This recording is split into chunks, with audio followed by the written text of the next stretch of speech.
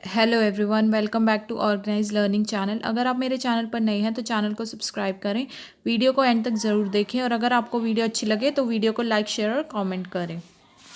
तो शिक्षा निदेशालय, राष्ट्रीय राजधानी क्षेत्र दिल्ली की तरफ से विषय विज्ञान कार्यपत्रक नंबर 17, तिथि 14 सितंबर 2021 के लिए कक्षा 7 की ये कार्यपत्रिका है।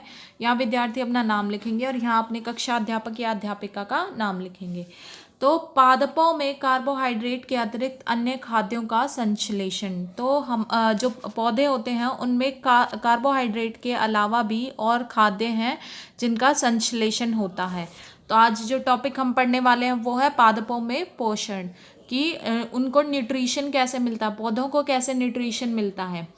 पत्तियों को पौधों की रसोई घर के रूप में जाना जाता है। अगर पौधों की रसोई घर के रूप की बात करें तो वो कौन होती है? पत्तियां। क्यों? क्योंकि हरे पौधे सूर्य के प्रकाश की उपस्थिति में क्लोरोफिल क्या होता है? एक हरे रंग का वर्णक।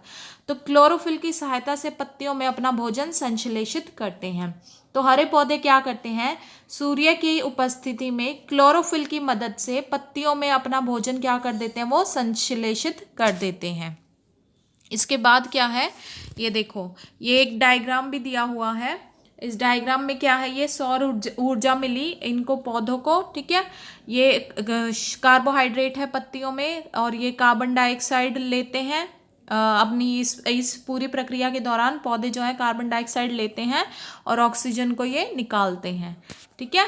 और इनकी जड़ों में हम क्या देते हैं? जल देते हैं। तो ये पूरी प्रक्रिया है कि सौर ऊर्जा की प्रेजेंस में, उपस्थिति में कार्बन डाइऑक्साइड लेते हैं और ऑक्सीजन को देते हैं।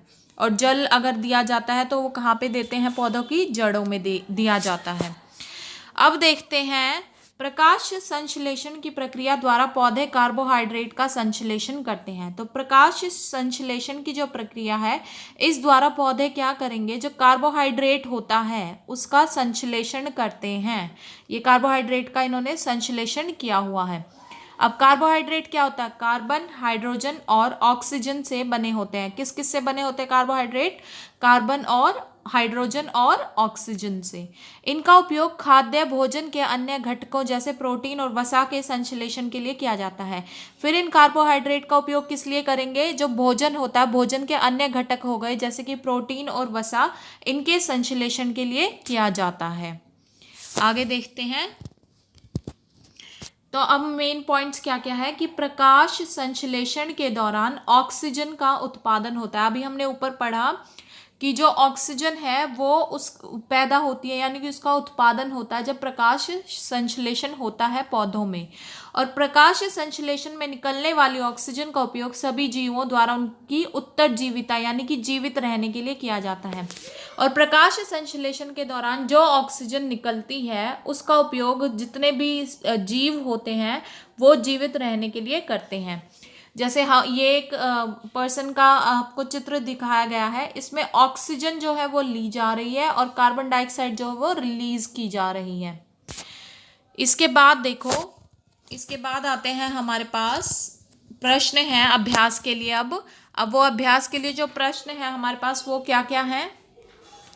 पहला प्रश्न है, डैश और डैश प्रकाश संश्लेषण के उत्पाद हैं। यानी कि प्रकाश संश्लेषण के दौरान दो उत्पाद बनते हैं। वो दो उत्पाद कौन कौन से हैं? तो एक होता है हमारे पास, एक हो जाएगा, ये यहाँ लिखते हैं इसका आंसर, एक हो जाएगा कार्बोहाइड्रेट,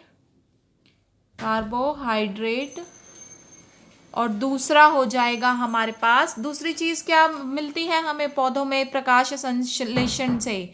ऑक्सीजन। तो दूसरा क्या हो जाएगा? ऑक्सीजन। तो ये दो हो जाएंगे हमारे पहले प्रश्न के उत्तर, कार्बोहाइड्रेट और ऑक्सीजन। ये दो जो हैं प्रकाश संश्लेषण के उत्पाद होते हैं।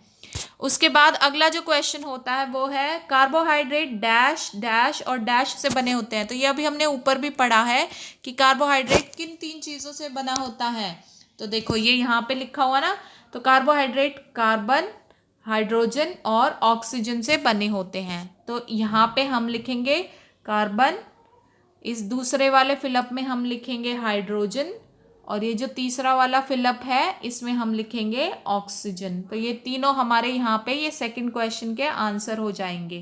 कार्बन, हाइड्रोजन और ऑक्सीजन हम यहाँ पे लिखेंगे। यहाँ पहला आ जाएगा, यहाँ दूसरा और यहाँ पे तीसरा। तीसरा प्रश्न अब हम देखते हैं, सभी जीवों के जीवित रहने के लिए प्रकाश संश्लेषण क्यों आवश्यक है। तो अगर सभी जीवों को जीवित रहना है तो उसके लिए प्रकाश संश्लेषण क्यों आवश्यक है। अभी हमने पढ़ा है क्योंकि जो प्रकाश संश्लेषण में निकलने वाली ऑक्सीजन है उसका उपयोग सभी जीव किस लिए करते हैं, अपने जीवित रहने के लिए करते हैं।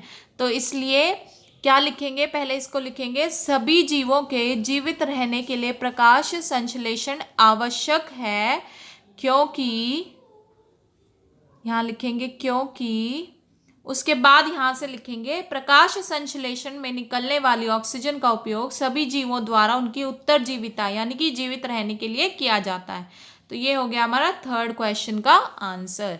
तो ऐसे लिखेंगे, सभी जीवों के जीवित रहने के लिए प्रकाश संश्लेषण आवश्यक है क्योंकि, और उसके बाद हमारा ये यहाँ से और यहाँ तक का ये उत्तर हो जाएगा। अब फोर्थ क्वेश्चन देखते हैं, निम्नलिखित में से सही कथन चुने। हमें सही कथन चुनना है। ये दो हमें कथन दिए हुए हैं, इनमें से सही कथन हमें बताना है। पहला कथन क्या है, प्रकाश संश्लेषण के दौरान पौधों द्वारा ऑक्सीजन ली जाती है। प्रकाश संश्लेषण के दौरान क्या पौधे ऑक्सीजन लेते हैं या रिलीज करते हैं, मतलब देते हैं। तो क्या करते हैं, वो देते हैं, तो ली तो हो नहीं सकता, तो इसलिए ये हो गया गलत। तो हमें सही कथन चुनना है। तो सेकंड को देखते हैं एक बार, प्रकाश संश्लेषण के दौरान पौधों द्वारा कार्बन डाइऑक्साइड ली जाती है। तो हमने अभी ऊपर भी पढ़ा था कि प्रकाश संश्लेषण के दौरान पौधे जो हैं वो कार्बन डाइऑक्साइड लेते हैं, तो इसलिए ये हमारा सही कथन हो गया। तो फोर्थ का जो सही आंसर होगा वो होगा सेकंड स्टेटमेंट। इसके साथ अब हम कोरोना से संबंधित एक मैसेज भी पढ़ते हैं। वो मैसेज क्या रहेगा कि 2 गज अथवा 6 फीट की शारीरिक दूरी का पालन करेंगे सभी।